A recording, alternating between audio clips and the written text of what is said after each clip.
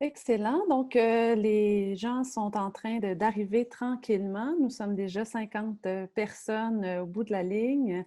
Alors, bienvenue tout le monde. Bonne année 2021. Nous commençons tous sur les chapeaux de roue, j'ai aucun doute. Alors, c'est vraiment chouette que vous soyez parmi nous aujourd'hui. C'est vraiment très, très apprécié étant donné le contexte actuel. Pour ceux qui ne me connaissent pas, je suis la docteure Marie-Ève Goyer. Je suis la directrice scientifique de l'équipe de soutien clinique et organisationnel en dépendance et itinérance qui s'occupe de la présente rencontre. Nous en sommes à, ma foi, notre sixième, si ce n'est pas plus, rencontre. Aujourd'hui, nous allons aborder la téléconsultation. Comment l'adapter pour mieux rejoindre les personnes ayant un trouble de l'usage de substances ou en situation d'itinérance. Nous avons plusieurs excellents invités que je remercie chaudement d'avoir réussi à se libérer dans le contexte actuel. Donc, nous avons Dr Julie Bruno et M. Sofiane Chougar du CHUM qui vont venir nous présenter leur initiative. M. Robert Giboris et Mme Marie-Françoise Fayolle de la Montérégie-Est. Et les gens de mon équipe sont là, cachés, mais bien présents en soutien aujourd'hui. Et j'en profite pour remercier M. Éric Gascon, qui est travailleur social au CIUS Centre-Sud, qui nous a soutenus aussi pour la présentation actuelle et qui nous a donné plusieurs documents là, qui vont se retrouver dans la présentation. Alors, merci Éric. Voici les objectifs que vous avez déjà reçus et vous avez reçu par courriel ce matin la présentation. L'objectif aujourd'hui, c'est vraiment de regarder les principaux documents de référence majoritairement québécois et les indications générales sur la téléconsultation en établissement pour rejoindre nos populations, donc des directions santé mentale et dépendance, et présenter deux initiatives de téléconsultation qui ont été mises en place au Québec lors de la pandémie. Voici un petit peu le plan. Donc, je vais commencer par vous prendre 10 minutes là, pour vous présenter un peu les grands termes de téléconsultation, les principaux documents et les indications générales. Donc, comment est-ce que la téléconsultation est régie à l'heure actuelle au Québec? Ensuite, on va laisser place à Dr Bruno qui va nous présenter ce que l'ICRAS a fait au niveau canadien, au niveau de la téléconsultation et la télémédecine du CHUM. Et on va terminer par une présentation des services de téléconsultation pour les personnes en situation de précarité à Longueuil.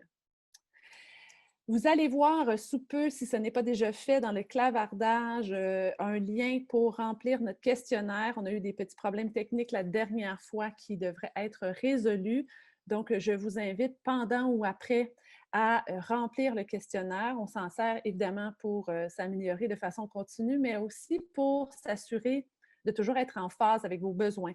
Donc, c'est des choses que vous voulez nous dire, des enjeux que vous aimeriez voir abordés, des besoins que vous avez, c'est l'endroit. Donc, merci de le remplir. C'est très, très apprécié et important pour nous. Alors, commençons sans plus tarder avec les bonnes pratiques en téléconsultation et comment les adapter pour nos populations. Un peu de vocabulaire, vous avez vu passer plein, plein de mots. Le grand chapeau qu'on devrait utiliser pour désigner l'ensemble de l'œuvre, c'est la télésanté. La télésanté, et on pourrait même argumenter la télésanté et services sociaux, c'est une modalité d'organisation et de dispensation des services qui crée un réseau virtuel complémentaire de services et qui permet en fait de rendre la santé et les services sociaux accessibles à distance. Et si vous regardez le graphique au bas, vous voyez qu'en fonction de dans quelle modalité on est, le terme peut se décliner.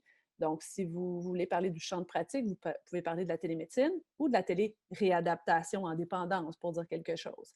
Si vous voulez parler de la spécialité, si vous êtes en médecine, vous pouvez faire de la télédermatologie, de la télépsychiatrie. Mais c'est souvent au niveau de l'activité qu'on va voir les changements. Donc, on peut faire de la téléconsultation, on peut faire de la téléintervention, on peut faire de la téléformation et dépendant de la technologie utilisée, le terme va changer aussi si vous êtes en téléphonie, en vidéoconférence, en e-learning, etc. Même chose, mais dit avec plus de déclinaison. Donc, je vous invite à regarder d'abord le terme téléconsultation.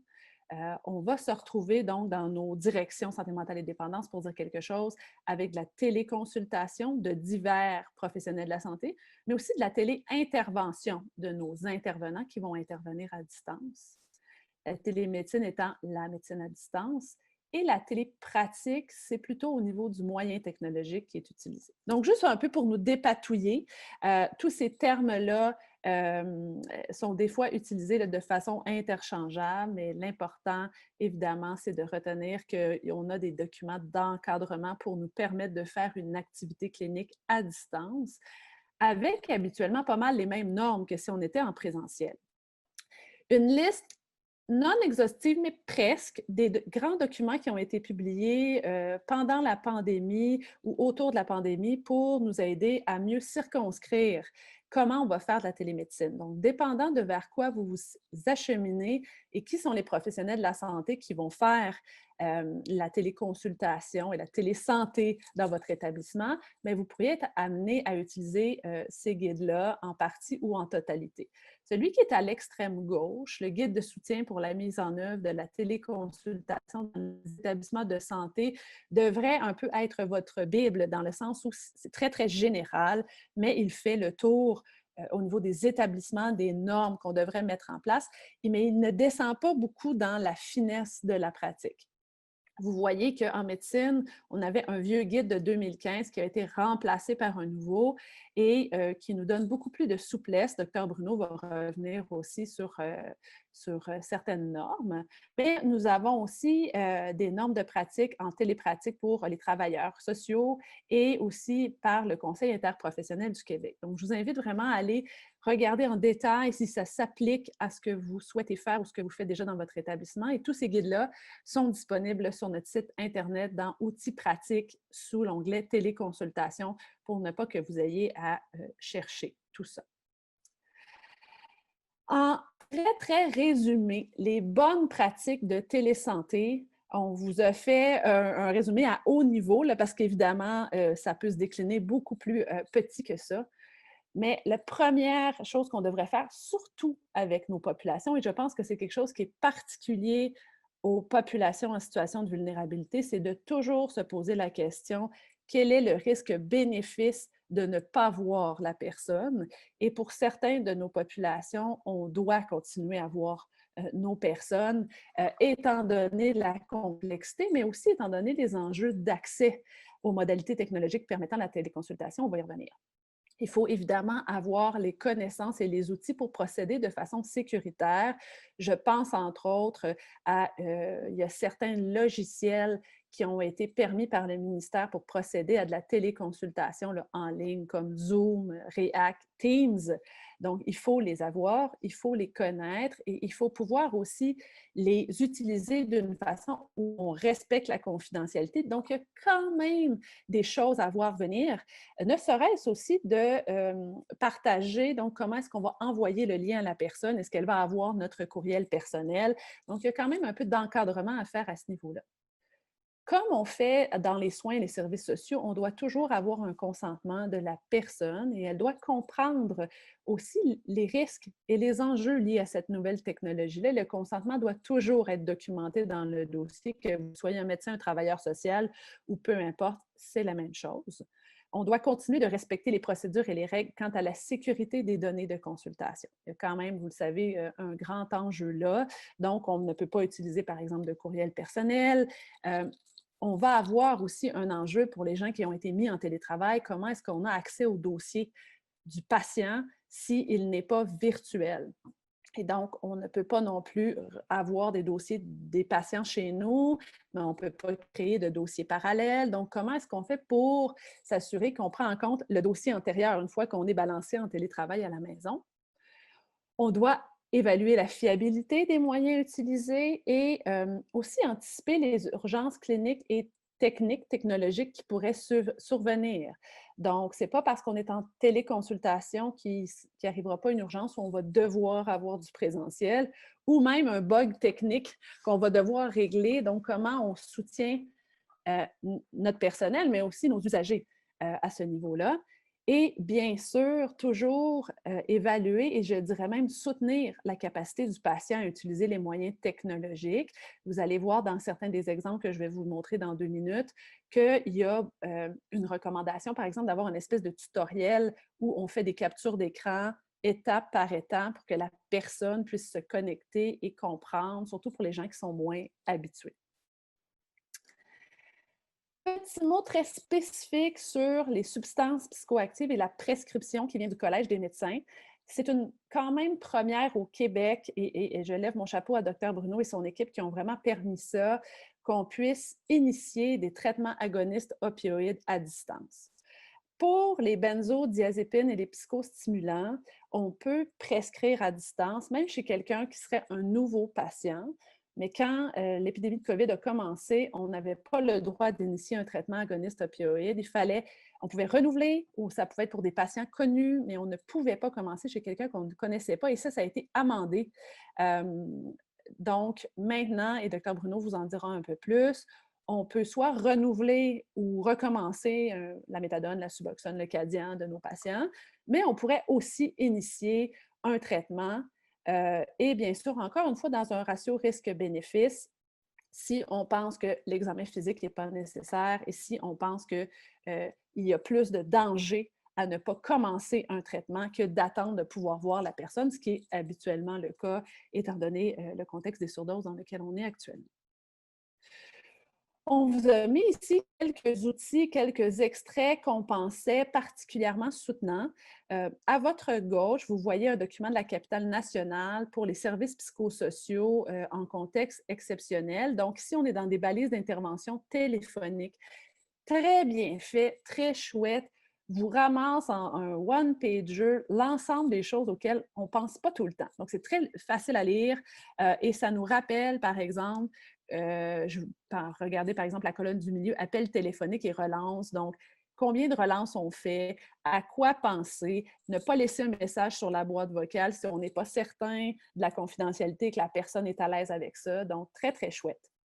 À droite, vous voyez un aide-mémoire sur l'intervention en dépendance en contexte de pandémie. En premier, aussi très intéressant, tous les enjeux de confidentialité, comment on peut aider la personne à dénouer ça pour s'assurer. Donc, bien sûr, si vous avez un téléphone ou un ordinateur en plein milieu de la maison et que vous voulez parler de votre dépendance, ce n'est pas toujours évident. Donc, je vous invite à consulter ces deux documents-là. Et d'autres outils en intervention téléphonique, encore une fois, au niveau psychosocial, qui sont de la capitale nationale, je pense, tous les deux, oui, et qui encadrent même l'intervention. Donc, quoi faire avant la prise de contact, quelles informations envoyer à la personne pour être sûr qu'elle est préparée, qu'elle connaît bien les balises, au premier contact, comment on encadre ça. Donc, sans passer au travers, je vous invite à consulter ces balises-là si elles s'appliquent à vous en vous donnant comme information quand même que même si ce n'est pas des interventions psychosociales et même si c'est des interventions avec même le web, ça fonctionne aussi. Ce sont des éléments qui sont vrais pour tout le monde, pour vos infirmières, pour vos médecins, pour vos travailleurs sociaux, pour vos intervenants, que ce soit au téléphone ou que ce soit même par Zoom. C'est un très, très bon départ là, à adapter localement pour s'assurer de rien oublier, mais aussi pour respecter les normes médico-légales. Et donc, je terminerai ma mise en contexte par des grandes leçons apprises au niveau de la téléintervention en groupe. Plusieurs d'entre nous avons été obligés aussi de faire l'intervention de groupe à distance et on a donc une boîte à outils qui vient un peu plus du milieu santé mentale, qui a aussi dû balancer à distance, mais aussi d'Éric Gascon, là, le travailleur social dont je parlais tout à l'heure, qui a fait beaucoup de groupes pendant la pandémie. Et vous retrouvez ici, dans le fond, quelques leçons apprises. Bon, évidemment, les choses à penser, c'est de choisir le mode d'intervention en fonction des personnes que vous allez viser et de leurs préférences ou de leurs enjeux technologiques. D'avoir des petits groupes et moins vous êtes en visuel, plus le groupe devrait être petit, d'une durée maximum d'1h30. Et bien définir le but et le mandat du groupe. Est-ce qu'on donne de l'information? Est-ce qu'on échange? Et peut-être que la plateforme va changer. C'est peut-être plus facile par téléphone de pousser de l'information. C'est peut-être plus le fun en groupe de se voir pour dire quelque chose. Idéalement, de contacter chaque personne avant la première rencontre pour que les objectifs soient clairs, mais aussi que l'utilisation de la technologie, cet enjeu-là soit déjà derrière nous. Sinon, vous allez passer votre premier groupe à gérer les problèmes technologiques. Fournir un guide de fonctionnement avec capture d'écran, ce que je vous disais tout à l'heure, surtout pour la téléconférence, à l'avance, et adapter son animation en fonction de la rigidité de la téléintervention. C'est évidemment pas la même chose. Si vous voulez faire un groupe de discussion, favoriser les échanges, c'est beaucoup moins facile à distance qu'en présentiel. Toujours prévoir un temps pour le branchement et privilégier la co-animation. Vous allez vous retrouver aussi des fois dans certains, bon, je donne l'exemple d'aujourd'hui, avec une animation live et en plus du clavardage sur le côté. Donc, qui anime le clavardage, qui s'occupe de l'animation en présentiel. La première rencontre de groupe devrait permettre d'établir les règles de fonctionnement du groupe et les rappeler à chaque fois, d'avoir une façon de favoriser les tours de parole. Plusieurs d'entre vous êtes en Zoom depuis des mois et on ne trouve toujours pas la petite maudite main pour lever la main. Donc, comment est-ce que vous favorisez la participation de tout le monde? Définir avec les participants des stratégies pour améliorer leur expérience, mais aussi les règles. Est-ce que les caméras sont ouvertes, les caméras sont fermées? Est-ce qu'on enregistre ou pas? Habituellement, en groupe, pour favoriser la confidentialité, il faut aussi expliquer et rassurer que ce n'est pas enregistré. Mais il y a quand même beaucoup d'enjeux au niveau de la confidentialité réelle ou imaginée à voir venir. Allons-y dans les consignes de confidentialité. Donc, habituellement, les groupes ne sont pas enregistrés, à l'avance de prévoir de masquer les numéros de téléphone des personnes qui participent par téléphone, donc soit de renommer, soit d'enlever le numéro de téléphone et de laisser au choix des personnes de comment elles veulent s'identifier quand elles se renomment, comme on vient de le faire tous. Choisir un lieu calme et idéalement privé, à l'écart des autres membres du foyer. Vous avez tous vécu ça depuis la pandémie. Ne pas utiliser l'interphone ou le haut-parleur pour la qualité sonore. Et bon, à la gauche, vous voyez les enjeux plus de vidéoconférence. Donc, laisser aux personnes le choix de désactiver leur caméra ou de choisir un fond d'écran virtuel si elles veulent rester dans la confidentialité et ne pas autoriser le partage d'écran. Alors qu'au niveau de la conférence téléphonique, utilisez préférablement une ligne fixe plutôt qu'un cellulaire pour améliorer la qualité du son. Et je termine bien sûr en nous disant, je ne vous apprends rien, que pour nos populations en situation de précarité, c'est évidemment pas toujours évident puisqu'ils n'ont pas accès à la majorité des technologies dont on vient de parler. Mais il y a plusieurs moyens, et on va en parler là, dans les deux exemples qui vont nous être présentés aujourd'hui, de pallier à ça. Donc, par exemple, de mettre à la disposition des personnes qui n'en ont pas un espace avec soit une tablette, un ordinateur ou un téléphone où elles peuvent faire une téléconsultation. Des fois, ça peut même être à même l'organisation, mais ça peut être, comme Dr Bruno vous le présentera, une organisation qui fait affaire avec un organisme communautaire où on prête les moyens technologiques. On peut prêter directement aux personnes via des travailleurs de proximité pour dire quelque chose, un cellulaire ou une tablette, et évidemment accompagner ces personnes-là dans toutes les étapes que ça demande et toutes les compétences que ça demande pour avoir utilisé correctement les moyens technologiques. Donc, ça fait le tour un peu des grands principes. Ça va très vite, là, je m'en excuse, mais c'était vraiment juste pour vous donner un avis général.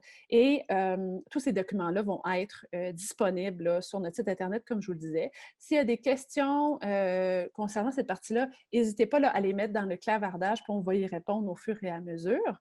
Mais sans plus tarder, j'invite Mme Julie Bruno et M. Sofiane Sugar à ouvrir leur caméra et à leur micro. On vous remercie beaucoup tous les deux d'être présents aujourd'hui. Et donc, Dr Bruno et M. Sugar vont nous présenter l'exemple de la télémédecine au CHUM, en plus de nous présenter l'exemple de l'ICRAS qui a bien encadré la télémédecine au niveau plutôt canadien. Donc, merci à vous deux. Oui, merci Marie-Ève et merci de nous accueillir. En fait, c'est moi qui va faire la présentation, mais Sofiane, qui est l'assistante-chef et qui est vraiment au cœur de la mise en œuvre de tout ce que je vais vous présenter, va répondre au clavardage au fur et à mesure. Ça fait que ça va être peut-être utile.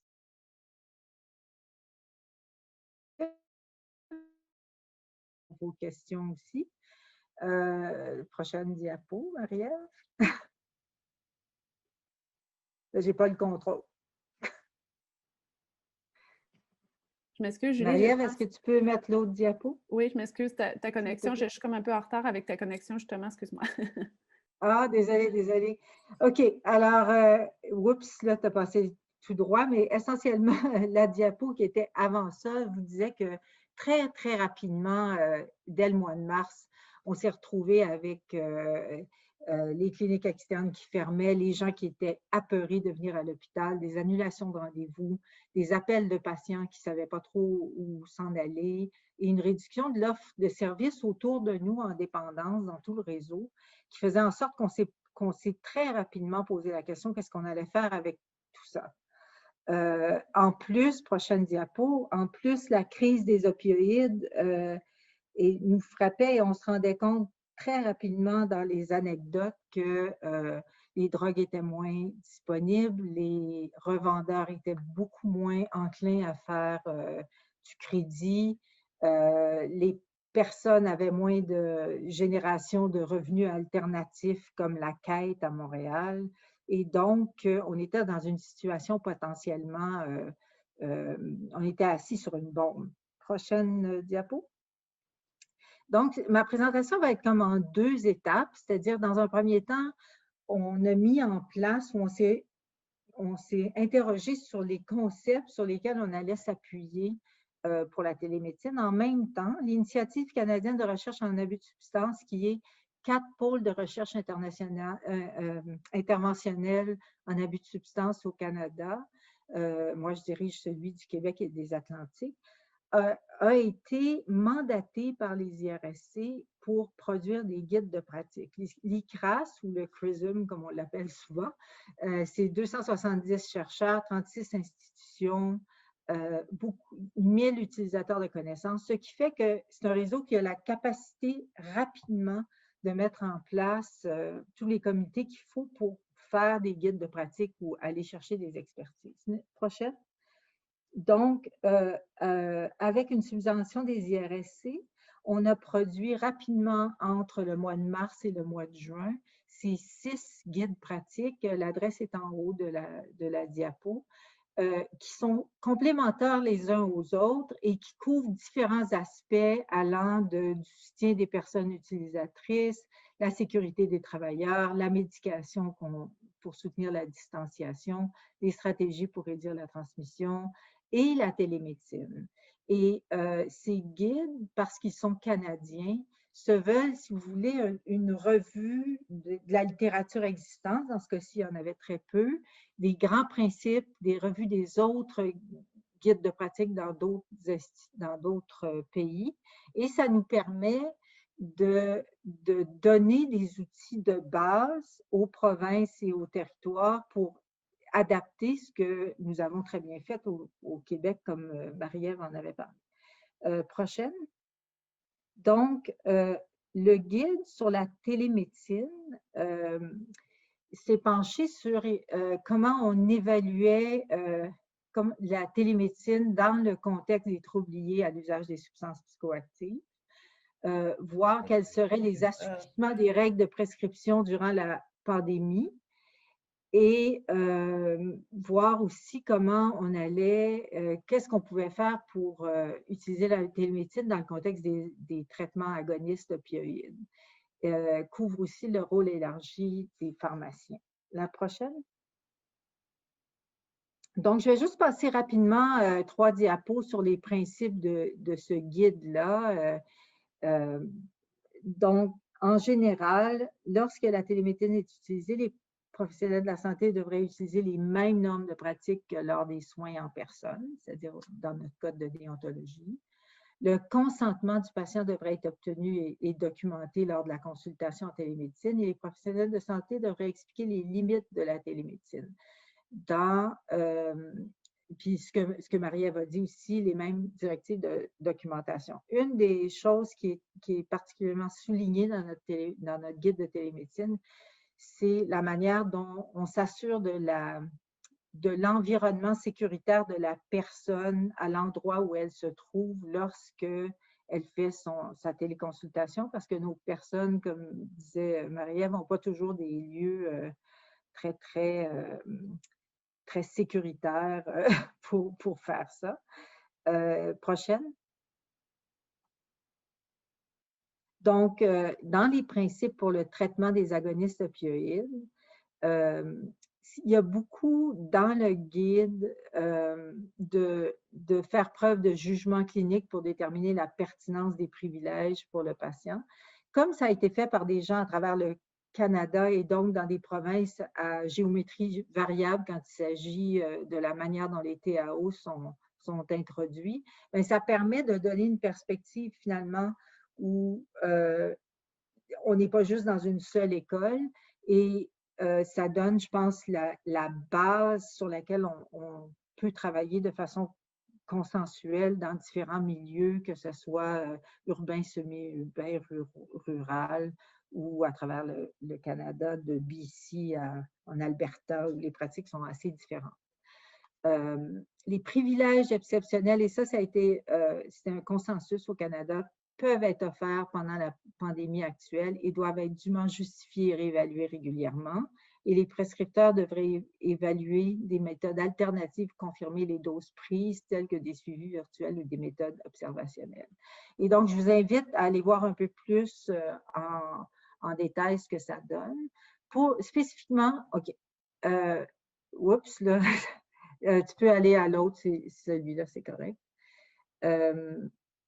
Donc, l'entreposage sécuritaire, la façon de les gens. Maintenant, ce guide a été écrit entre mars et mai, je vous dirais, donc très, très, très rapidement.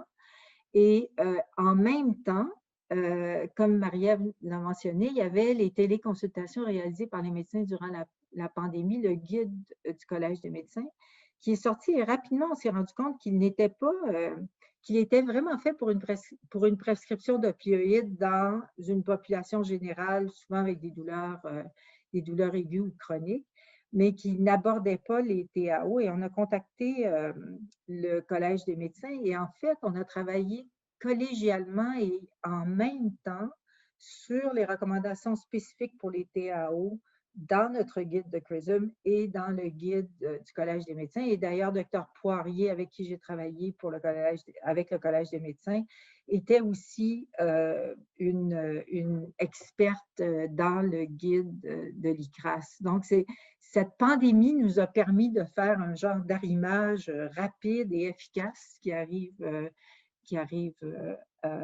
peu. Prochaine.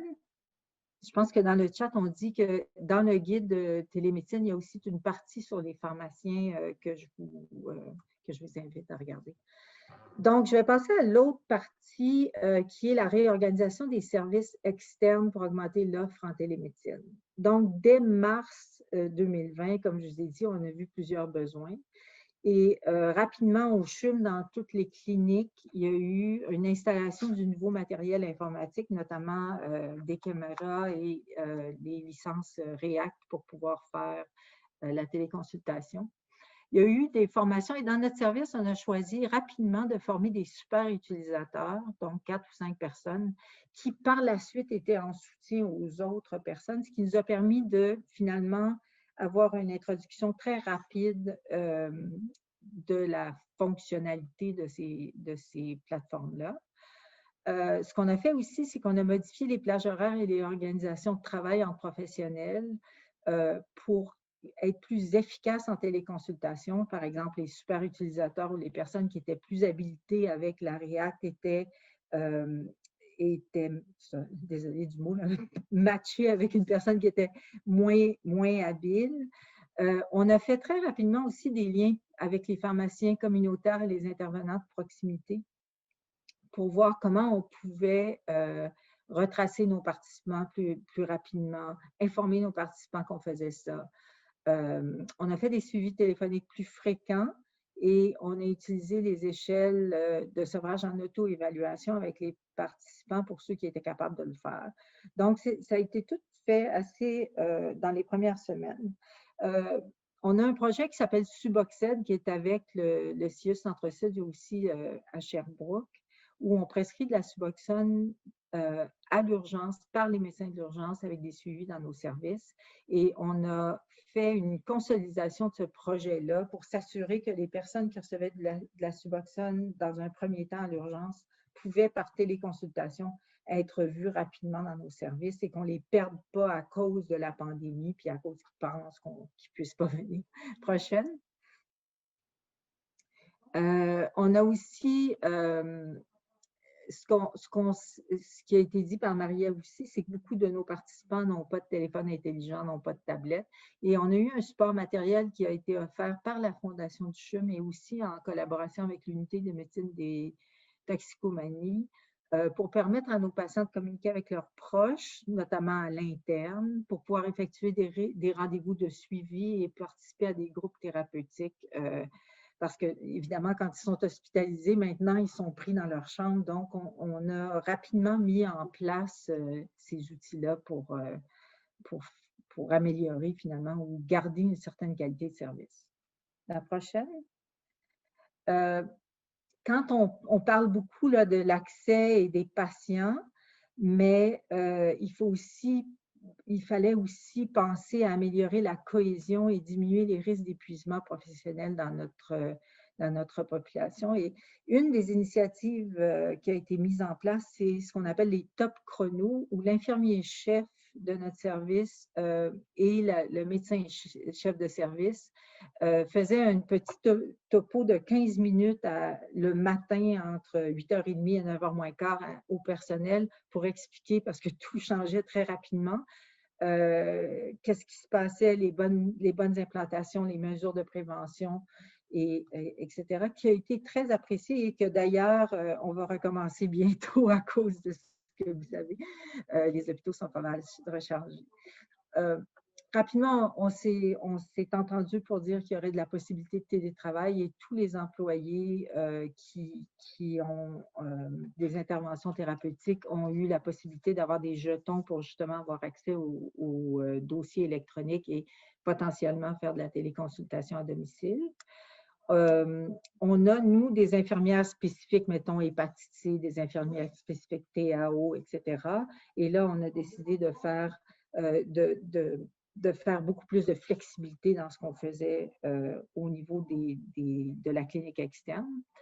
Et on a aussi augmenté le rôle de l'infirmière dans les évaluations et les suivis de patients pour justement donner plus de flexibilité. Prochaine diapo. En ce qui a trait au soutien des équipes externes en temps de pandémie, d'abord, on s'est rendu compte que nous, on a en moyenne, le médecin de garde, en moyenne, une quinzaine d'appels par semaine de médecins de l'extérieur pour du soutien. Et ce qu'on s'est rendu compte que ces appels-là étaient non seulement augmentés, mais il y avait beaucoup plus de demandes, par exemple, du personnel ou des centres de réadaptation ou du personnel de la santé pour savoir qu'est-ce qu'on fait dans la pandémie avec les gens qui ont des problèmes. Et donc, on a mis en place une ligne téléphonique pour du soutien logistique et du conseil aux professionnels du réseau. Et puis, on a mis en place avec le service des communications du CHUM un plan de communication qui visait à informer les professionnels. Depuis, il y a la ligne, on le sait, du CIUS Centre-Sud, mais à cette époque-là, il n'y avait rien. Et cette ligne est plus spécifiquement axée sur l'expertise du CHUM. Par la suite, on a aussi fait des collaborations avec l'UPT pour avoir l'expertise de l'unité de médecine des toxicomanies dans la plateforme santé mentale qui est offerte par nos réseaux de communication. Juste pour vous donner, Marie-Ève, un autre petit clic, s'il te plaît. Oups. Oui. Désolée, ma caméra est… Donc, depuis le début, on a eu 192 appels et ça, c'est sans compter tous ceux qu'on manque un peu dans nos statistiques. Donc, 70% sont hors de la région 06. Autant les médecins, les infirmières, les intervenants et les pharmaciens, et pour toutes les raisons que j'ai données. Prochaine diapo.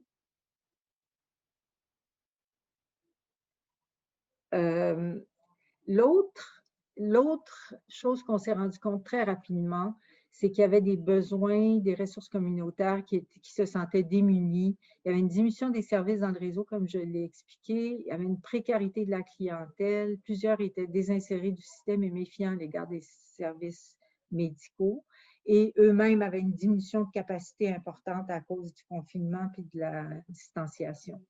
Donc, avec Cactus au départ, on a créé une clinique pour offrir des services aux personnes qui fréquentent les organismes communautaires pour éviter les risques d'infection COVID, mais aussi les surdoses, les méfaits, l'hépatite C.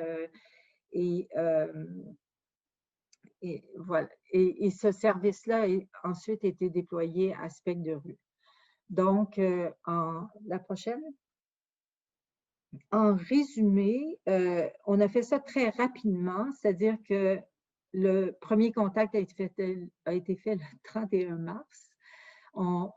Le 10 avril, on a eu une rencontre. En fait, c'est une entente tripartite entre Cactus, le service de consommation sécuritaire géré par le CIUS Centre-Sud et le CHUM. Donc, on a fait des formulaires, des documentations, on a rédigé l'entente, on a fait les groupes d'information et les groupes de soutien. Et le 29 avril, on a eu le premier patient à Cactus. Prochaine diapo. Donc, en gros, ce qu'on fait, là, c'est assez simple. Et Marie-Ève me texte, j'imagine, c'est pour me dire que vous m'avez dépêché, j'achève. On évalue l'intervenant à Cactus évalue la personne et la prise de rendez-vous. Si une personne est intéressée à ce service, elle est capable de prendre le rendez-vous immédiatement sans qu'il y ait d'autres contacts par des outils électroniques. Et la personne se présente à Cactus au moment où le rendez-vous est fait. Et là, il y a l'équipe du CHUM par React qui rencontre la personne qui est mise devant l'ordinateur par l'intervenant communautaire, qui peut ou non rester selon ce que le patient veut. Les tests peuvent être faits par les infirmières. La personne repart avec, en général, une évaluation, sa prescription, qu'on faxe à la pharmacie et la date de son prochain rendez-vous. Donc, ça se fait très facilement. L'avantage, c'est qu'on a dit que ces gens-là ont peu d'outils informatiques, bien, on leur offre cette plateforme-là et ils ne sont pas obligés de venir à l'hôpital. C'est simple pour eux parce qu'ils sont dans un environnement qui est confortable pour eux. 31 personnes évaluées, 5 personnes ne sont plus en situation d'itinérance, 5 personnes ont commencé un traitement d'hépatite C, 2 personnes avaient été perdues pour leur suivi VIH depuis plus d'1 an et sont rattrapées. Et le reste, ben, c'est un petit peu des données molles, je dirais, pour une chercheuse comme moi, mais on a l'impression qu'il y a une tendance d'arrêt d'injection, il y a une excellente adhésion au traitement et il n'y a pas de passage à l'urgence de nos patients. La prochaine et la dernière. En fait, pas la dernière. On a aussi un partenariat avec les communautés autochtones qu'on avait déjà mis en place pour les évaluer, les traiter sans qu'ils doivent quitter leur communauté. Et ceci a été étendu pendant le temps de la pandémie. Prochaine.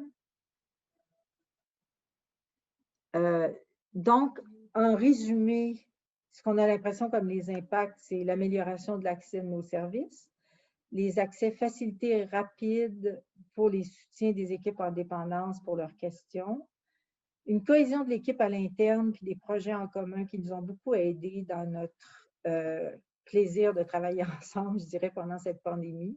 une amélioration des corridors de services avec les organismes communautaires et une insertion dans le système de soins de patients vulnérables. Prochaine. Et après, et c'est ma dernière diapo, évidemment, on aimerait évaluer les effets de la télémédecine, non seulement ses bénéfices, mais aussi ses limites. Puis on voudrait identifier les types de services les plus appropriés.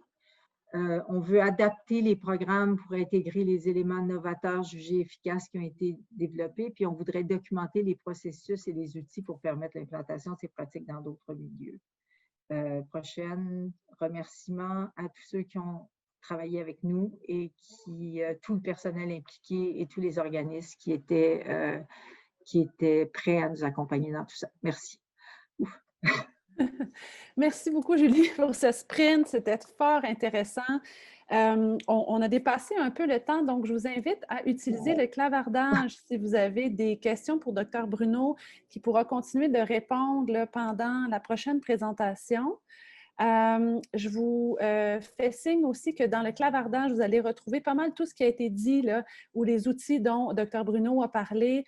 Donc, vous allez voir le guide de l'ICRAS si vous voulez avoir accès directement, l'outil d'auto-observation des symptômes de sevrage des opioïdes qui s'appelle le SAWS. Donc, et même le numéro là, de téléphone du CHUM, donc du service d'appui pour les professionnels de la santé dont Dr Bruno parlait. Donc, tout est à votre droite dans le clavardage et n'hésitez pas à poser vos questions là, directement si vous voulez en savoir plus. Donc, merci beaucoup, Dr Bruno et M. Shugart d'avoir été disponibles pour nous, fort intéressant. Sans plus tarder, j'inviterai Mme Fayolle et M. Boris à ouvrir leur caméra et leur micro. Donc, nous accueillons des gens de la Montérégie-Est qui vont nous présenter l'initiative d'intervention de proximité, l'occasion d'intervenir différemment, donc leur projet pilote en contexte de COVID-19. Je vois Mme Fayolle, mais je ne vois pas M. Boris. Je ne sais pas s'il est Je parmi suis là, nous. je suis là. Bonjour. Bonjour, bon Alors, matin. bon matin à vous deux. Donc, je vous cède la parole sans plus tarder. On a donc le temps de prendre la présentation et ensuite de ça, d'avoir un moment d'échange. Merci beaucoup. Bon, ben ça nous fait plaisir. Merci de nous recevoir ce matin. En fait, moi et Marie-Françoise, on va se partager la présentation. En fait, je vais mettre la table et Marie-Françoise va vous servir le précis hein, du thème là, qui nous occupe aujourd'hui, là, tout le volet là, de la téléconsultation. En fait, oui, on a parti un projet pilote, nous, au début de la COVID. En fait, je pense que ça nous a tous forcé un peu à revisiter, à revoir là, nos modes de pratique. Et je pense que ça nous a rapidement mis devant l'évidence qu'en santé mentale, en dépendance, surtout là, sur les enjeux d'itinérance, il fallait aller à la rue, à la rencontre là, des besoins puis des clientèles. Donc, rapidement, puis là, aujourd'hui, on vous présente avec un peu l'identité du CIS de la Montérégie-Est, mais vous allez voir dans la mise en contexte, on peut d'ailleurs y aller. On a une particularité au niveau de notre territoire d'être une famille de 3. Donc, on est 2-6 qui partagent le même territoire, là, celui du Grand Longueuil. Et aussi, on a tout le volet de la dépendance qui est assumé là, par notre troisième partie de la Montérégie, qui est le 6 de la Montérégie-Est. Donc, aujourd'hui, on vient vous présenter le fruit d'un produit collectif. Hein. On a travaillé tous ensemble à le rendre possible, mais c'est vraiment l'urgence sanitaire, hein, la crise de la COVID là, qui a été le point de départ. Si vous vous souvenez, là, ça l'a créé et puis ça a été médiatisé à ce moment-là, là, tout le phénomène de l'arrivée massive des itinérants là, du côté du métro Longueuil. Ces gens-là arrivaient de différents territoires, de Montréal, de Laval, et nous, on s'est ramassé vraiment avec un flot d'itinérants qui était supérieur à ce qu'on était habitué. Donc, rapidement, on a mis en place avec tout le partenariat là, qui était présent dans le milieu avec les organismes communautaires, la ville, les corps policiers, en fait, la SPAL de Longueuil pour réagir rapidement. Et de notre côté, bien, ça a résulté par le déploiement d'intervenants qui est devenu une équipe et qui a saisi l'opportunité d'aller faire des consultations différemment. Je ne vous présenterai pas l'équipe, tout le projet dans sa forme pour l'approche de proximité parce que la dernière fois, je pense que l'Estrie avait un beau modèle qui nous ressemble ou nous, on ressemble à l'Estrie. Ça, c'est pas grave. En fait, vous pourrez voir une référence, entre autres, à la fin. Là, on a fait une description de l'approche de proximité dans la revue Intervention là, spéciale COVID. Donc, le détail, il se retrouve à cet endroit-là. Ce qu'on va vraiment mettre le focus aujourd'hui, c'est comment on est venu travailler avec le volet de la téléconsultation dans le cadre de cette approche-là qui est beaucoup plus avec la clientèle plus marginalisée, plus désaffiliée, itinérante. Et on doit se dire, c'est une clientèle, oui, qu'on pouvait occasionnellement avoir en contexte d'urgence, mais on s'est rapidement rendu compte que c'est une clientèle qui, souvent, on ne captait pas, on ne voyait pas et on a rapidement vu, et vous allez le constater tantôt là, par les vignettes cliniques de Marie-Françoise, que les besoins y étaient vraiment importants.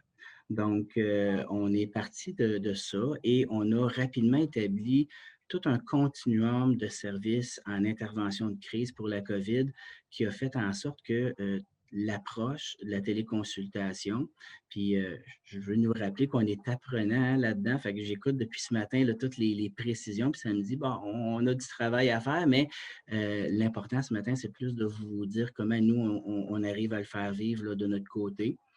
Et cette équipe-là ben, s'est inscrite dans un continuum de services avec plusieurs partenaires très importants qui sont encore tous présents aujourd'hui.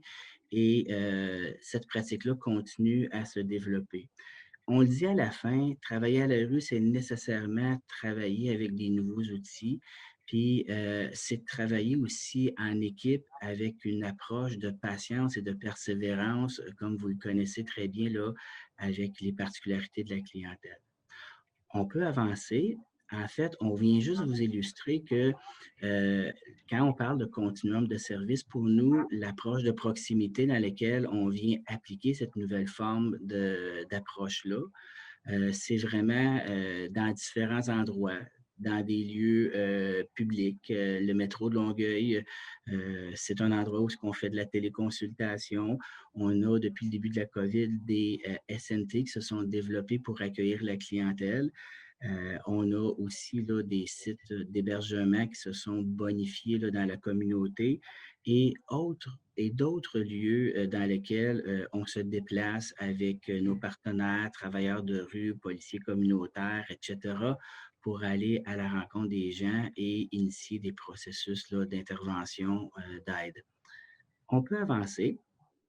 En fait, qui utilise la téléconsultation? Bien, pour nous, c'est vraiment toute une équipe interdisciplinaire qui travaille autant à proximité à la rue qu'en liaison avec certaines spécialités. Vous le voyez, c'est des intervenants psychosociaux. On a réussi à intégrer des IPS dans notre formule, entre autres là, du côté de la santé physique, que vous allez voir tantôt, ça a vraiment une plus-value qui est majeure. Des intervenants en dépendance, parce qu'on le sait, au niveau de l'itinérance, le taux de prévalence au niveau de la concomitité est très importante. On a créé des affiliations avec des médecins qui étaient désireux et volontaires de faire de la téléconsultation. Et nous, on est mis un peu dans notre vocabulaire de la téléconcertation et certains psychiatres là, qui se sont mis en disponibilité à venir travailler avec ce volet de service-là pour rendre l'accès plus facile. On peut continuer. Dans le fond, nos partenaires, je le disais tantôt, c'est une grande équipe. C'est 3-6 qui travaillent ensemble. C'est notre corps policier de Longueuil, là, qui est la SPAL. Toute la direction des soins infirmiers a contribué à rendre ça possible. Nos partenaires communautaires spécifiques en itinérance et autres. Des médecins, des psychiatres. La TIRS, pour nous, c'est notre table de concertation en itinérance à Longueuil. Et on a un SNT qui joue vraiment un rôle important, qui accueille les gens là, dans une approche vraiment bas-seuil, où ce que nous, on se rend pour aller créer ces arrimages-là et initier des processus là, de soins, de consultation. Et on le dit en bas, ben, l'ingrédient essentiel, c'est la concertation. Avec qui on fait de la téléconsultation? Bien sûr, avec nos usagers. Nos partenaires sont au rendez-vous dans la formule. Nos IPS, nos omnipraticiens on a réussi à créer des arrimages très intéressants là, pour les faire participer, les engager dans cette forme d'approche-là.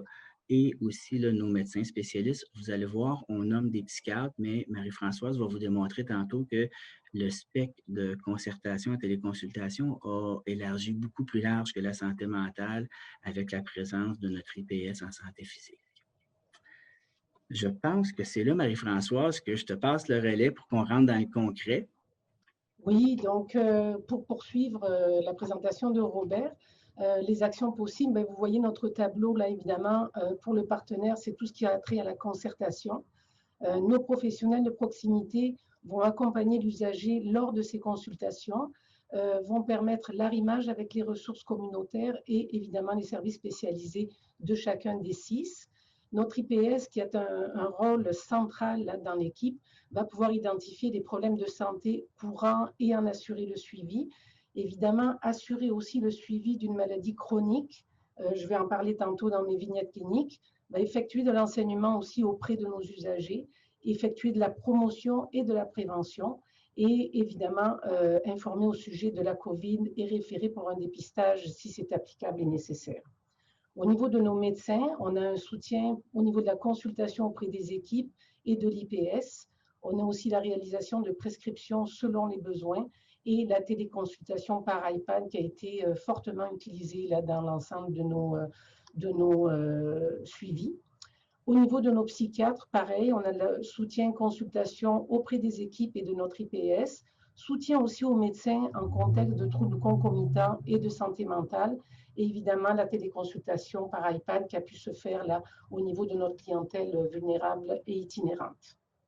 Marie-Françoise, si tu permets, en fait, juste dans l'élément contextuel de ce partage de rôles et responsabilités-là, notre IPS, au début, elle était à la rue avec notre équipe. Et comme on le sait, là, chaque épreuve est une opportunité. Elle est enceinte et dès qu'on a eu cette nouvelle-là, on ne voulait pas perdre cette expertise-là. Elle ne voulait pas se retirer et c'est devenu l'opportunité de pousser son implication à elle en téléconsultation et on a vu que ça avait aussi là, des belles possibilités, mais des petites adaptations aussi là, à réaliser. Voilà. Donc, pourquoi cette téléconsultation? Comment on l'a choisie et pourquoi? Donc, évidemment, pour joindre une population vulnérable et qui l'a été encore plus avec le Covid, population qui ne se présente pas dans les services réguliers. Donc, ce que ça nous a demandé, par contre, c'est qu'il fallait que les ressources et les partenaires soient prêts à travailler dans cette approche. Donc, on pense aux médecins, psychiatres et notre IPS aussi. Il a fallu trouver l'équipement nécessaire à la téléconsultation, donc les cellulaires, les jetons, les portables et iPad avec Internet. Notre équipe d'intervenants à la rue qui doit évidemment avoir un rôle crucial là, au niveau de la planification, la gestion des rendez-vous et l'accompagnement jusqu'au bout là, de notre usager pour en faire une réussite, enfin du temps et de l'investissement de la part des professionnels. On le verra un peu plus loin, ce qui est quand même un gros gain de temps là, pour nos professionnels. Donc, on peut passer. Donc, comment se déroulent nos téléconsultations? L'arrimage sur le terrain, la planification, la préparation du lieu du rendez-vous, l'accompagnement de l'usager à travers la téléconsultation, désinfection des équipements et liaison et suivi. Je vais vous présenter quelques vignettes cliniques de façon assez rapide. Une situation, le monsieur était en recherche de logement, était avec un risque suicidaire important, donc il avait fait 5 tentatives dans le passé. Un monsieur qui n'avait plus de médecin de famille, douleur au dos chronique, anxiété très très présente et volet dépressif aussi. Nous avons réussi à l'amener au bureau pour qu'il ait un entretien en téléconsultation avec notre IPS qui a pu procéder à son examen médical. Et elle s'est rendue compte que monsieur souffrait d'une hépatite, donc il y avait un risque de transmission important.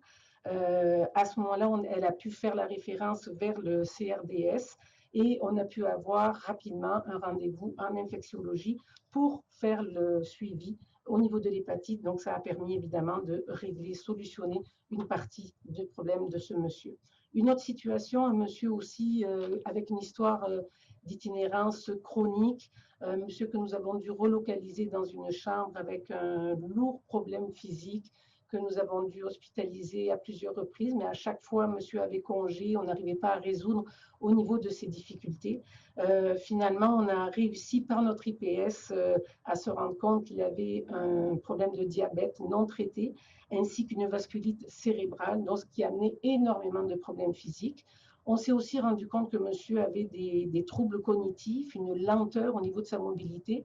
Donc, il a fallu qu'on s'adapte et qu'on aille faire les rendez-vous avec les spécialistes dans sa chambre que nous avions trouvée. Donc, ce n'est pas tout à fait idéal, mais ça a été un beau succès. On a réussi à avoir une consultation avec un médecin de famille, donc ça s'est fait via le cellulaire de l'intervenant. L'IPS était tout le temps en contact avec notre usager à sa chambre, à travers l'intervenant et le iPad, ce qui a permis à ce moment-là de mettre en lien avec les différents spécialistes. Nous avons accompagné monsieur au rendez-vous avec le neurologue et l'endocrinologue en présence. Et tout ça a permis de stabiliser monsieur, d'éviter encore une fois des visites à l'urgence et tranquillement d'assurer des suivis au niveau physique par une infirmière du CLSC. Mais juste pour vous dire, cette personne-là nous a demandé d'aller à sa chambre 2 à 3 fois semaine en présence pour être capable d'arrimer les différents spécialistes. Une autre vignette, un monsieur qui lui aussi a été évalué à travers notre site là, non traditionnel, un monsieur qui était sorti de prison récemment avec une histoire de vie extrêmement complexe, un monsieur qui souffrait d'une thrombophlébite, qui n'avait pas de suivi non plus au niveau médical, assez perdu au niveau de la prise de médication. Donc, on a réussi à l'intégrer dans un de nos refuges pour assurer un suivi toujours en téléconsultation avec notre IPS, toujours en présence de l'intervenant, pour assurer là, un peu de la sensibilisation et aussi de l'enseignement pour les intervenants pour que monsieur prenne efficacement sa médication et diminue les risques là, au niveau physique. Donc là aussi, ça a permis, encore une fois, d'éviter des situations de visite à l'urgence. Un autre monsieur qui était pris en charge par le CHUM au niveau d'une très lourde problématique de dépendance, un monsieur itinérant aussi depuis longtemps, qui ne se présentait pas à ses rendez-vous évidemment au CHUM ou qui se présentait n'importe comment. Donc, on a réussi tranquillement à initier les rendez-vous à partir de notre bureau. Tout s'est fait par la téléconsultation avec l'équipe spécialiste du CHUM et on a pu, monsieur a eu un cancer du palais, donc c'est un monsieur qui avait beaucoup de difficultés d'élocution. Et tranquillement, avec ce suivi, avec la régularité des suivis avec le CHUM, on a pu stabiliser la situation de monsieur et travailler par la suite sur la stabilisation au niveau de son itinérance, donc pour le mettre en logement.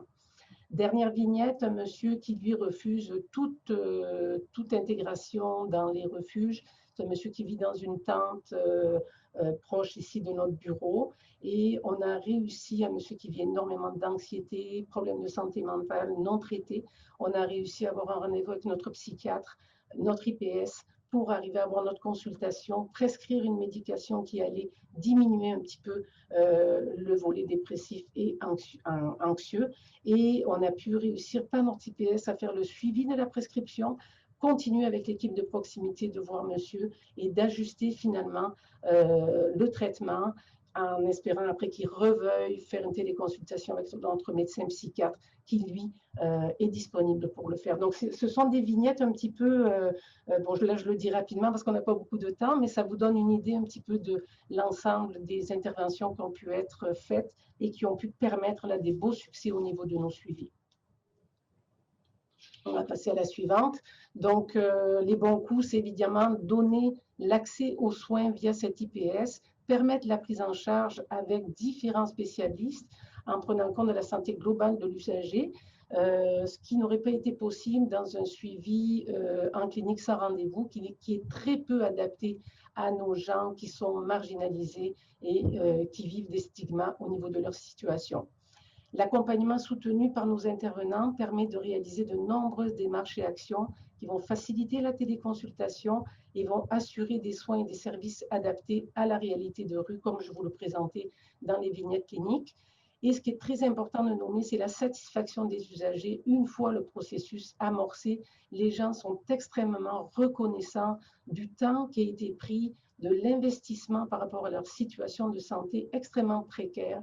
Et ils vont alors beaucoup plus s'investir dans leur objectif qui va favoriser leur mieux-être. Ils vont vivre moins d'échecs avec un sentiment de beaucoup moins de rejet par rapport au système de santé. Donc ça, c'est très important. On voit vraiment une différence là dans l'alliance et dans la collaboration de l'usager dans ses soins. On va continuer. Donc, vous voyez, on a commencé fin avril, on a pris les éléments jusqu'à début décembre. L'équipe a réalisé 888 interventions en présence et en virtuel. Environ 25% des usagers ont bénéficié d'un arrimage pour une consultation ou un soin médical, tant au niveau de la santé physique, au niveau de la méthadone, les soins psychiatriques, la médecine générale, comme je le disais tantôt, ou la médecine spécialisée. Il y a environ une cinquantaine de concertations qui ont été faites ou des suivis par notre IPS en téléconsultation depuis le mois d'août, moment où elle était en retrait par rapport à sa maternité. Et on a vu des impacts majeurs sur la santé globale de plusieurs usagers qui présentaient vraiment des problématiques physiques importantes. Il faut se dire par contre que ça représente environ 10 interventions de l'équipe, 10 relances pour concrétiser une première rencontre médicale. Donc la persévérance au niveau de cette équipe est essentielle. Il faut chercher le client, il faut être capable d'aller le retracer, il faut oser redonner des rendez-vous et ça nous permet ensuite d'avoir des résultats. Les défis, évidemment, comme je le disais, assurer la présence de l'usager lors d'un rendez-vous planifié en téléconsultation. Donc, c'est important, nos médecins surtout, d'accepter que parfois l'usager n'est pas disponible. L'application de ces modalités dans des conditions météorologiques plus difficiles, c'est arrivé. Il a fallu trouver un local dans le métro parce que dehors, c'était extrêmement difficile de faire la téléconsultation. La question des équipements, évidemment, qui est essentielle. Nous travaillons avec le consentement verbal et s'il le faut par la suite, on va aller chercher le consentement écrit, mais c'est vraiment avec le consentement verbal que nous travaillons. Maintien et intensification de la pratique d'intervention de proximité et de la téléconsultation. Choc des cultures, c'est qu'il faut accepter de s'adapter à des nouvelles pratiques. Ce n'est pas évident partout, mais je pense que ça vaut la peine de regarder les choses autrement. Mobiliser davantage de ressources pour multiplier ce type d'interventions qui, on le voit, sont gagnantes. On espère pouvoir maintenir ces ressources en contexte de Covid, mais aussi après. Il y a toute la question, évidemment, des bonnes pratiques, désinfection des appareils qui doit être faite de façon judicieuse, essentielle, à ne pas oublier, et toute la question de la distance, port du masque, etc., là, qui doit être faite. Et la téléconsultation, c'est clairement un défi de planification à cause de la présence de l'usager qui n'est pas toujours là au rendez-vous, mais ça vaut la peine, là, comme je le disais, d'investir ce temps pour en arriver à des résultats au niveau de notre clientèle très vulnérable. On vous a mis en dernière diapo le point là avec la revue intervention sur laquelle Robert vous parlait, pour lequel on a eu un article qui a été écrit. Voilà, merci. J'étais un peu vite. Merci. Merci beaucoup à vous deux. C'était fort intéressant. J'en profite pour dire qu'on a mis dans le clavardage le lien vers la revue aussi, là, donc où vous avez fait vos publications. J'ai finalement été un peu vite sur la période de questions là, pour Dr Bruno. Donc, ça va nous permettre d'avoir une période de questions plus large. On a là, donc un bon 15, si ce n'est pas 20 minutes pour les questions. Alors, je commencerai par s'il y a des questions là, pour ce qui vient juste d'être présenté pour les gens de la Montérégie-Est, je vous invite à les poser dans le clavardage ou à ouvrir votre micro et à poser votre question. Je demanderai aussi aux gens du CHUM de se rejoindre à nous en ouvrant leur caméra pour la séance de questions. Alors, est-ce qu'il y avait des questions pour Mme Fayolle et M. Boris? Vous pouvez soit les poser dans le clavardage, soit ouvrir directement votre micro et votre caméra pour nous poser ça. Et en attendant les questions, je serais curieuse de voir, vous présenter une organisation de soins quand même complexe et multidisciplinaire. Est-ce que cette organisation de soins-là était déjà comme telle ou il s'agit d'une nouvelle organisation de soins? Donc, par exemple, qui sont les médecins que vous avez réussi à joindre? Qui sont les psychiatres? Vous parlez même que vous êtes allé chercher des spécialistes plus loin là, que la psychiatrie. Donc, comment vous avez fait pour aller brancher tout ce beau monde-là ou c'était déjà en place là, avant que vous commenciez? Marie-Françoise, est-ce que tu veux répondre? En fait, oui, c'est sûr que notre IPS qui vient du volet physique est très gagnante dans ses liaisons, concertations, partenariats qu'elle avait déjà à travers son GMF. Ce qui est important, c'est que lorsqu'on a établi le site non traditionnel, on s'est mis en contact avec un médecin spécialiste au niveau de la dépendance, aussi avec des médecins de famille qui ont accepté de suivre cette clientèle. Et on a eu un psychiatre aussi qui s'est montré volontaire pour suivre cette clientèle de façon, lorsqu'elle était présente au rendez-vous de la téléconsultation. Donc, cet ensemble de partenariats nous a permis de donner cette offre de service. On a créé au fur et à mesure que l'offre de service se mettait en place et on a été chercher au fur et à mesure le lien avec nos spécialistes selon les besoins. Je pense que pour les médecins, l'assurance d'avoir une équipe présente qui assure le suivi, les consultations, les liaisons, ça fait grandement la différence pour eux et ça permet un succès au niveau du traitement aussi. Donc, je pense que ça répond.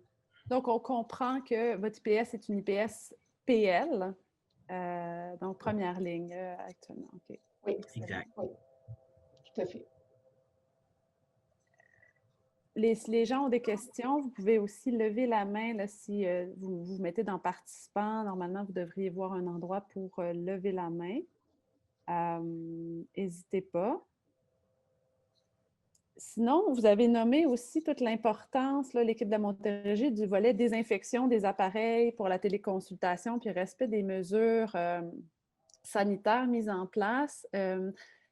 Est-ce que vous avez vu passer des documents là-dessus ou est-ce que vous avez dû créer des procédures? Donc, ça a été quand même épars. Je ne sais pas, même au niveau du CHUM, si vous avez des procédures claires à cet égard-là. Est-ce qu'il y a quelque chose qui existe? Au niveau de notre organisation, nous avons eu une politique qui a été établie au moment où on a mis en place tout ce qui était la téléconsultation, parce que ce sont des outils qu'on utilise aussi en suivi intensif, suivi variable, donc dans la communauté. Donc, c'est quelque chose qui, je pense, a été important d'accompagner avec des procédures de désinfection pour s'assurer que l'intervenant ne mette pas à risque sa santé ni la santé de ses collègues. Donc, c'est vraiment quelque chose qui a été appuyé par notre organisation.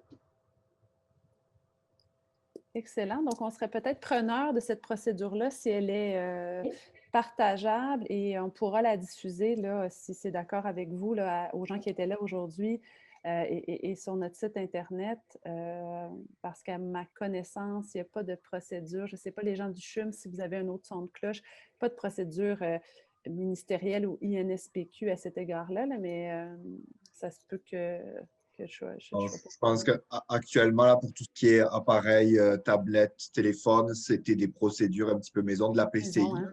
que la PCI faisait avec avec quel produit utiliser, quel temps de pause, est-ce qu'il faut du rinçage ou non. C'est vrai que c'est un petit peu au cas par cas, puis en fonction du produit qu'on a. Ben, c'est un peu la même chose, on va se le dire chez nous, là, c'est des procédures PCI là, internes, que ce soit l'équipement ou que ce soit l'environnement dans lequel on le fait. Donc, je pense que ça va quand même rapidement converger, là, mais on va regarder à vous transmettre ces informations-là. Super, merci. Puis, en fait, je vous rappelle que le mandat de notre équipe de soutien, c'est justement de vous inviter à tous de réinventer la roue et donc de partir des choses existantes comme la vôtre pour gagner du temps dans cette période où on cherche nos minutes. Mais je pense que ce que ça montre aussi, c'est que il y a tellement d'innovations, puis il y a tellement de gens qui ont fait des choses extraordinaires. Donc, je suis très impressionnée par ce qui a été présenté, mais qu'il n'y a pas beaucoup on n'a pas beaucoup de moments ou d'endroits où on peut être au courant de ça et mis au fait. Et donc, ça sert justement à aller de l'avant. Pour les gens du CHUM, en fait, j'aurais 2 questions pour vous. Premièrement, M. Sugar, pourriez-vous détailler un peu comment vous utilisiez là, les 6 téléphones à l'interne du CHUM? Comment ça fonctionnait, ce moyen-là?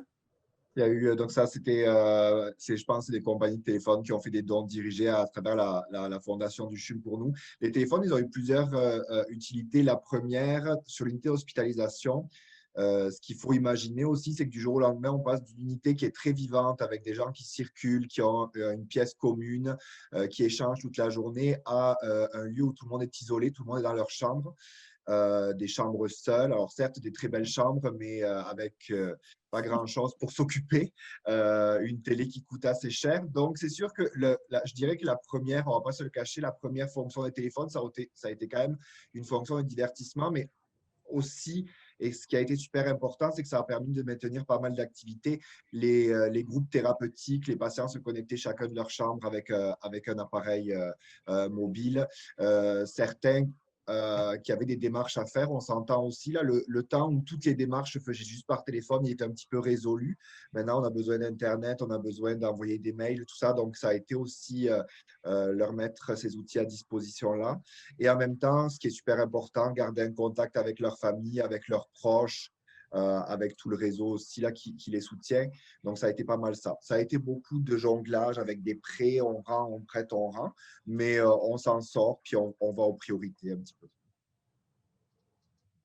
Merci. Puis, Docteur Bruno, pouvez-vous, en fait, deux questions. Est-ce que le CHUM continue d'offrir sa téléconsultation? Est-ce que ça peut s'offrir à toutes les régions du Québec, par exemple, qui auraient besoin de soutien pour démarrer des nouveaux cas en traitement agoniste opioïde, pour dire quelque chose? Puis si oui, qu'est-ce que c'est la contrepartie de la région? S'il n'y a pas beaucoup de docteurs, combien de temps le CHUM peut soutenir un nouveau patient?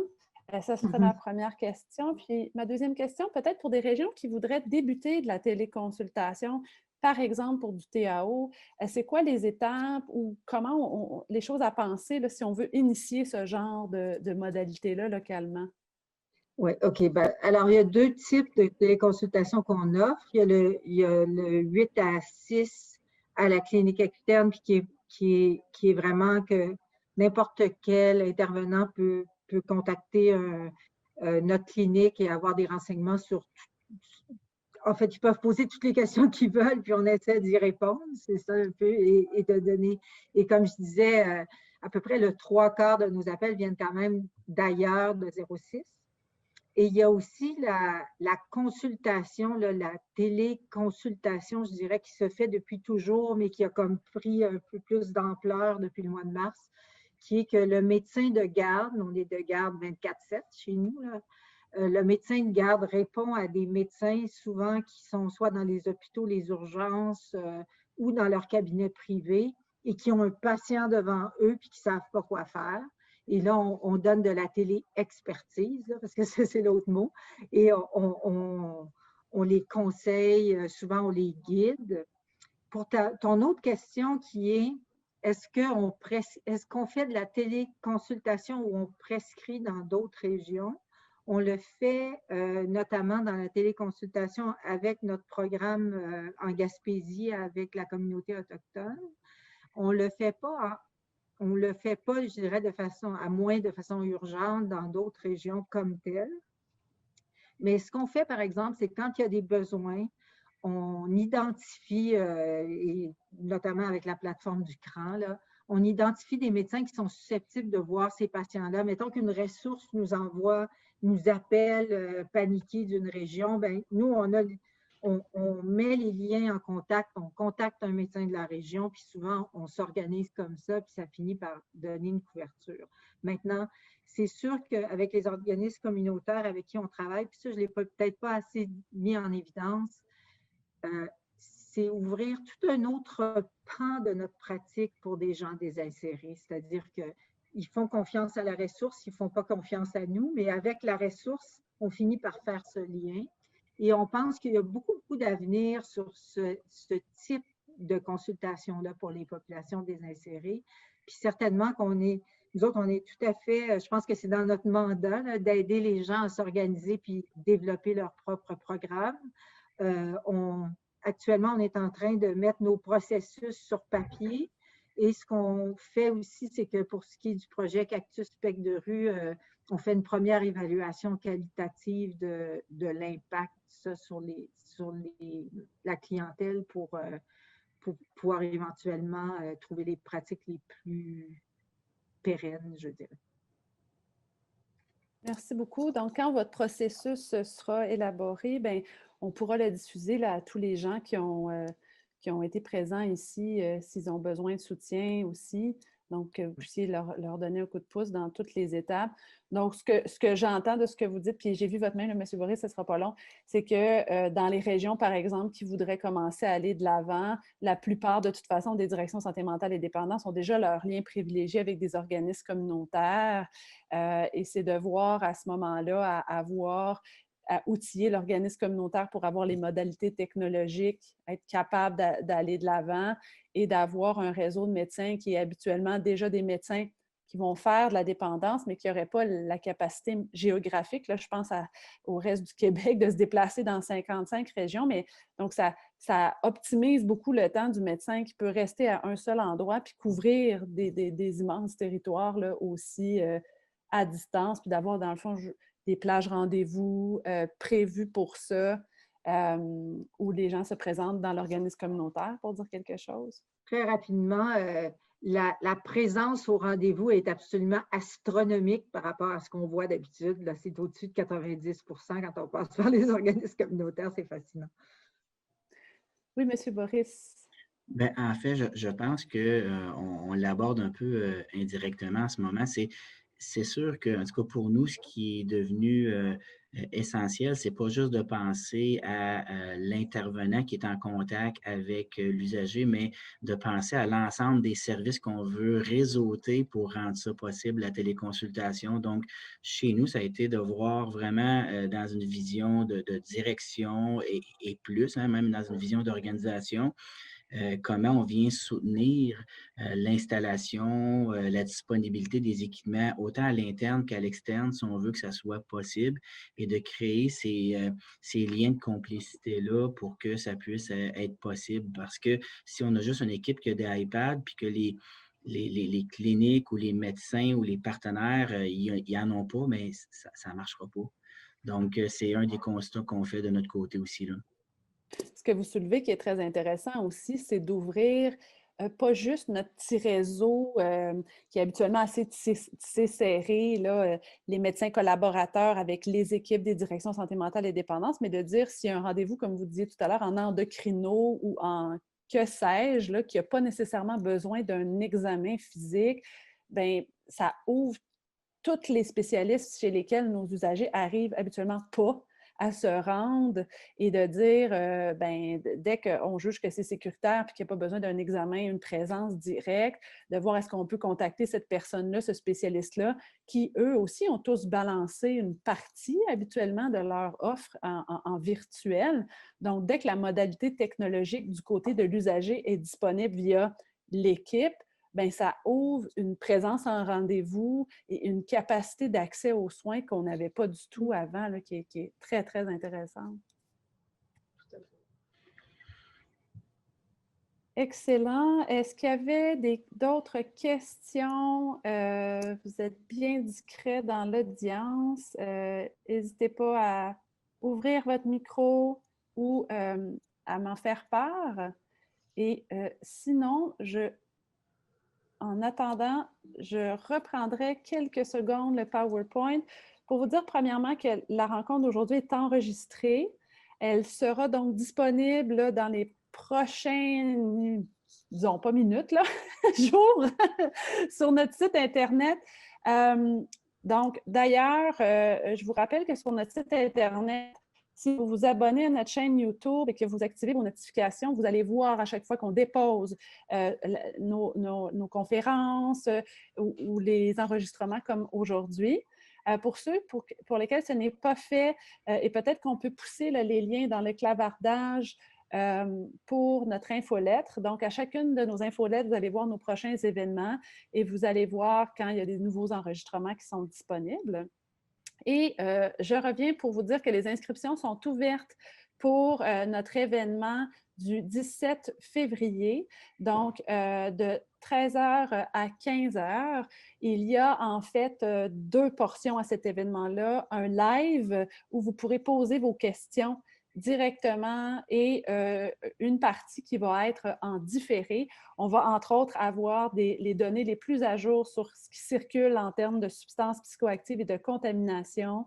Vous allez avoir aussi toute la procédure pour ceux qui voudraient mettre en place un OPS, donc un site de consommation supervisée temporaire avec les nouvelles règles en COVID, là, dont on a parlé, entre autres, lors de notre dernière rencontre. Donc, vraiment, toutes les étapes et vous allez avoir le Richard Cloutier qui va commenter là, sur les grandes choses à voir venir si vous voulez avoir de la consommation supervisée dans les endroits où vous isolez des gens, où vous voyez ces personnes-là. Donc, ça va être le 17 février. Inscrivez-vous là, sans plus tarder. Et le 23 mars, on va avoir un événement sur les opioïdes et l'approvisionnement plus sécuritaire. Ça va être entre autres le moment où on va vous présenter l'outil final sur le Cadian, qui est la morphine à longue action, donc qui est un outil clinique là, qui va être très utile pour plusieurs de vos usagers en situation de précarité. On a toujours maintenant, on vous disait la dernière fois, un club de lecture. On sait que vous êtes surchargé d'informations, donc on essaye dans tout le flot de nouveautés de vous isoler vos lectures de chevet. Donc, on s'invite à votre chevet voir ce qu'on pense, là, en fait, qui sont des incontournables. Bien sûr, il y en a beaucoup d'autres et tous ces documents-là sont sur notre site Internet. Mais bien sûr, le guide de l'ICRAS qui a été présenté aujourd'hui. Mais en rapport avec le sujet du jour, il y a eu une espèce de retour là, avec la clinique Mayo sur la téléconsultation qui montre vraiment toutes les pour et les contre et les choses à envisager, qu'on considère là, qui est une lecture qui est vraiment très, très chouette si vous n'avez pas le temps de tout lire. Alors, sur ce, on va, pour l'instant, notre prochaine rencontre va être la rencontre du 17 février. On a vraiment le souci de ne pas trop vous surcharger dans la période un peu complexe COVID dans laquelle nous sommes tous actuellement. Et on va, après le 17 février, le voir en fonction des besoins que vous allez nous avoir identifiés dans l'évaluation, que je vous invite à compléter pour ceux qui ne l'ont pas fait encore, voir comment là, on poursuit pour la suite des choses. Donc, je termine en remerciant vraiment beaucoup tous les conférenciers qui ont été là aujourd'hui, spécifiquement dans la période complexe dans laquelle nous sommes. Je vous souhaite une bonne année 2021 qui commence en force et je vous invite à remplir l'évaluation et n'hésitez pas à nous faire un petit coucou par courriel, par texto, s'il y a des questions qui n'ont pas été répondues pour la rencontre d'aujourd'hui ou si vous avez besoin qu'on vous mette en lien avec les diverses initiatives qui ont été présentées aujourd'hui. Et on va vous envoyer par courriel là, quand on aura la procédure de désinfection, les choses comme ça, pour s'assurer que tout le monde qui a assisté à la rencontre aujourd'hui puisse l'avoir. Donc, merci beaucoup à tout le monde. Je pense qu'il y a une question, je m'excuse, que je n'ai pas vue avant qu'on se quitte. C'est maintenant ou jamais. Anne-Renée, je pense que tu avais une question. Excuse-moi, je ne l'ai pas vue.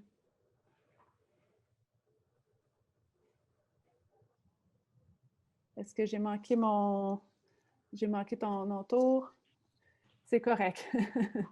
Alors, merci à tout le monde. Puis, Anne-Renée, si jamais ta question n'est pas répondue, ben, fais-nous un petit coucou, puis on y répondra sans problème par écrit. Merci tout le monde. Bonne journée.